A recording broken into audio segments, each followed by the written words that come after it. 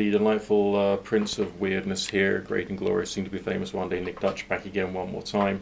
Today I'm specifically addressing an inquiry that's made in the comments section of one of my Ouija board seances from not too far ago actually. And it says here, "Hi Nick, could you please make a step-by-step video tutorial about how to create a servitor? You made a video on this subject 10 years ago, but you didn't explain it in detail, like the actual process. If you could actually show us how to create one, that would be appreciated, because most YouTube users only briefly explain how to do it without really showing us the process." And that is correct. They do, because the process could essentially take a long period of time. If you think about it, when I talked about my experiences trying to generate the experience of an astral projection, that took 2 years worth of obsession and a lot of hard work following the instructions laid down in the book by Sylvan Muldoon and Hereward Carrington called The Projection of the Astral Body, which is a bloody good book and is currently available for about 10 quid on Amazon, I think, and in digital, Kindle format. But think about that. If that took me 2 whole years to successfully create the full experience of the exteriorization of the spirit and to walk around the world, to walk through walls, to share dreams with people, that's a lot of work. So can we therefore extrapolate to all forms of other magical type experiences and assume therefore that there is an awful lot of training and experience and obsession and practice which has got to be put into effect in order to make that happen? To which the answer would be probably yes. The fact of the matter is there are numerous, ludicrous quantities of things which you can try and become a specialist at. And one particular person will attempt to become a specialist at something and will sometimes even believe that they're good at it. And others will be more naturally inclined to do things differently to achieve something. Now, if there's a particular end goal, real world result which you're trying to create, an actual specific thing, like a win on the lottery, or the cure of your diseases, or to mend your relationship, okay, and you're doing all this stuff specifically for that, what you're missing out on is the fact that you could be taking up your time and your energy using other methods that could be a bit more effective and specific and targeted, such as take your partner to marriage guidance counseling, such as work on your work skills, such as to improve your career through this, that and the other, such as through the study and practice of complementary health and well-being. Okay, as well as of course talking to your doctor, which is what everyone should do if they get an illness anyway. So what in particular is the exercise of the generation of a servitor? Most of my experiences and research in this subject suggests that a lot of the things we call magic, in other terms, attempts to create a change in the outer world, is essentially a form of prayer. Whether prayer is sufficiently powerful or effective enough to be able to make the changes that you want is always going to be up to discussion and debate. When we're trying to do things using magical or occult type methods, we are not focusing in on anything else apart from the use of our own energy fields, making the energy field stronger and brighter, okay, and then taking an action or making a statement or decree that things should be in a certain way. Whether the actual ritual tools are necessary for the purposes of any form of magic at all, I think is up to debate. These things assist in the creation of faith to a certain extent, if you already believe in the specific denomination that requires these things, such as the methods used by the Wiccans, the methods used by the Christian spiritual healers, the methods used by the Thelemites or the practitioners of the northern tradition, and so on and so forth. If that is already your cult and your culture, then stick with it.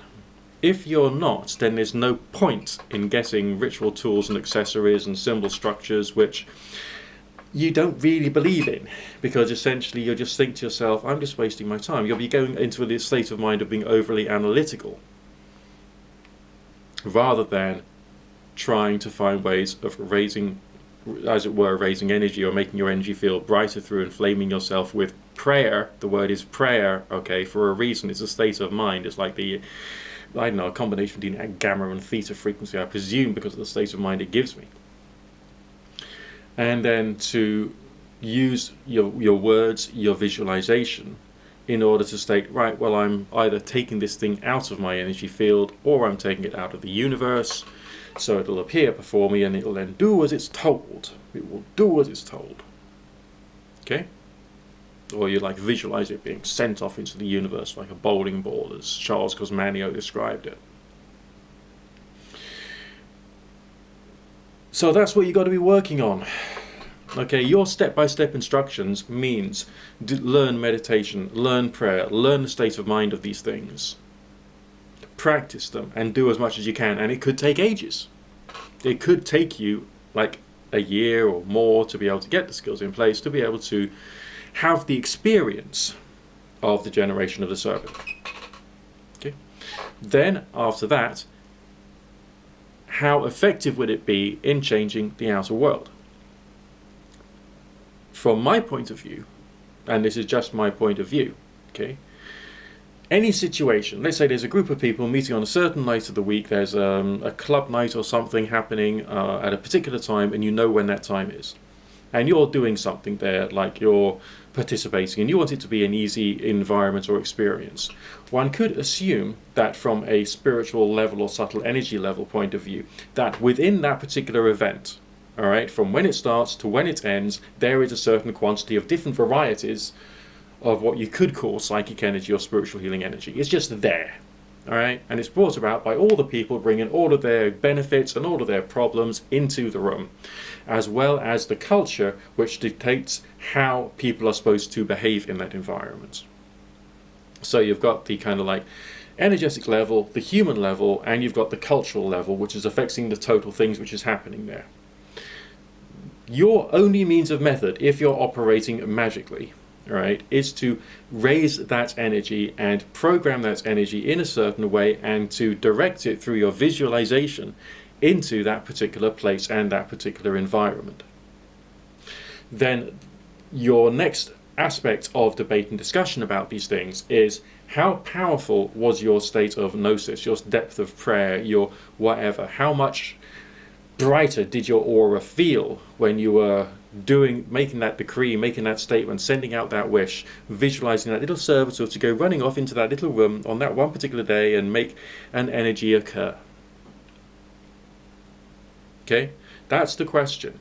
And how powerful is your thing as opposed to all the other different forces there, such as the cultural forces, which is defining how you behave in that particular environment, all of the human issues of the benefits and the character defects of the people and their own individual desires to create change in their own individual different ways, and of course what you might call the level of the spiritual healing energy or the psychic energy or whatever it is. Okay, that's the only bit that you're playing with. So do your thing, get your experience, try and make it happen for you, and just see what happens. All right. Yes, there are people in this world who are very strong in terms of saying it works. They do this. I mean, even people with like high level qualifications who understand how, let's say, the mind works or society works or engineering works and so on and so forth. Right, who understand good qualities of information, good qualities of knowledge, and what makes good knowledge and what makes bad knowledge as well, and what makes a good analysis and bad analysis. Some of these people still turn around and say it works. That doesn't mean to say that in the aspect of magic and theology and prayer and meditation that they are right. No, they're very good with all their science, technology, engineering, psychology, natural science, neuroscience and all this other stuff, but when it comes to thinking about magic, they could actually be to a certain extent incorrect. As within the radionic school of thought, they have this theory of interference. Okay, there could be a reason why your magic doesn't work, and it's not necessarily because you've done something wrong in your process of your meditation and prayer and breathing and building up the energy field and visualizing your servitor or making your decree into the outer world. But it's because there's lots of other forces happening there. Okay, I mean, I can go to my radionic machine now, and I can take, let's say, 5 or 10 minutes or whatever it is to build up through meditation and chanting and prayer and the rest of that into the state of mind. And I can then make my decree. I can arrange the pegs on the Pegati board. I can turn the dials on the 3-dial radionics board. I can place a witness sample, which is the thing I want to affect. That's my intention, is to affect that thing. And I can put things onto the input plate, which is the nature of the way in which I want to affect that thing. Okay? And then I just let it go. Or I could do your typical, Wiccan thing with drawing the pentagrams in the quarters and summoning the angels and the archangels of the quarters, or the watchtower keepers, or whatever you want to call them. And then speaking to your higher power and asking him to descend and build up that divine energy within a space. And then using the theatricals of your temple environment, maybe your triangle, which is marked out with masking tape on a piece of chalkboard or a piece of cloth, as the place where that thing is going to be. And maybe you want to light a little tea-light candle and place it inside that triangle to symbolize that it is there. And then when you feel that the energy inside you is strong enough, the will, so to speak, is strong enough, and you're in that sufficiently tranquil, reverent, prayerful state, which means that your brain waves are working right for the exercise, and then making your decree. But it's still the same thing. It's intention, it's the quantity of energy which you've raised, and the state of mind, which is that of prayer. Okay, get used to using that word, all you pagans out there. Okay, it's prayer. To change your state of mind, specifically for the purposes of doing something spiritual. Okay? And taking into account the complexity of the world, taking into account the complexity of nature, taking into account the complexity of all the various different forces which make things happen in the world in any way whatsoever. All right? You're adding something.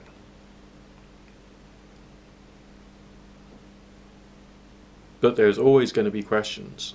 All right? I mean, if you wanted to affect another individual, you want to get them when they're weak. So about 4 o'clock in the morning. Okay, you're doing either a healing or something to harm their energy field and give them some bad luck. Do it at 4 o'clock in the morning, their time, when you think they're asleep or their defenses are lowered. That will be good, or between midnight and 4 a.m. Okay? If you're trying to control an entire situation, it becomes more complicated. And there are some people who I know of who are every single night doing healings on people or situations and are not getting anywhere.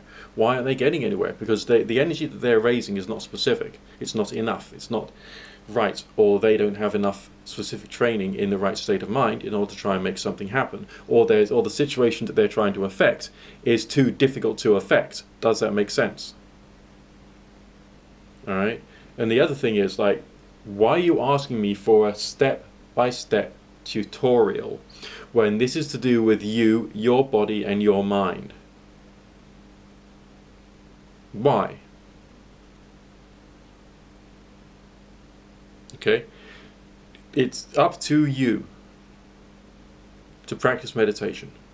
Right? It's up to you to get yourself mind machines. It's up to you to understand what these states of mind are. It's up to you to work out how to raise your energy. It's up to you to work out how to open the chakras, so that you can then receive. I mean, that's better, so it seems, for what you call psychic reading or psychic perception, as opposed to mediumship, which operates differently. Okay? And that's more to do with you having, like, within the configuration of your mind, the awareness that there are entities out there and you can talk to them. And some people have that configuration, which means that they're able to perceive things in different ways, like different types of sea creatures having different types of eyeballs, which is useful for receiving different types of frequencies of light. Okay, so a person's like mentality, state of mind, and ideologies and ideas that are dominating them will affect how they can both perceive and transmit. And therefore it's up to you to analyze in what way you are perceiving and you are transmitting, and to work out what you can work on and improve and what you can't, because of your current state of development, which is not a bad thing, because we're all playing with this stuff all the time. Does that make any sense to you? Okay, I don't care if you're like Chaos Magician or Wiccan, or whether you're just like some person who believes it's all psychological. This is my opinion at the moment, and this is where I'm standing, coming from at the moment. And I don't think that these things can be expressed simply. I mean, when you go to like the New Age section of your local lending library or your local bookshop, some of these books are incredibly thin, because the authors don't know everything. I bought one book when I was in my sort of like late teens called Practical Magic, and it's by Michael Howard, and it was ghastly. It was mainly just like apologetics for the Wiccan faith. It wasn't actually talking about trying to break down all these ideas properly. I mean, the method in Chaos Magic is to do your meditation and chanting. You visualize your thing. You send it out with a big something. And then afterwards you laugh, and you laugh it off, and that's how you do the banishment. And you laugh at yourself, you laugh at the situation, you stop taking it seriously, because then that like takes your mind away from that insane state of mind you need to be in order to attempt any of this stuff.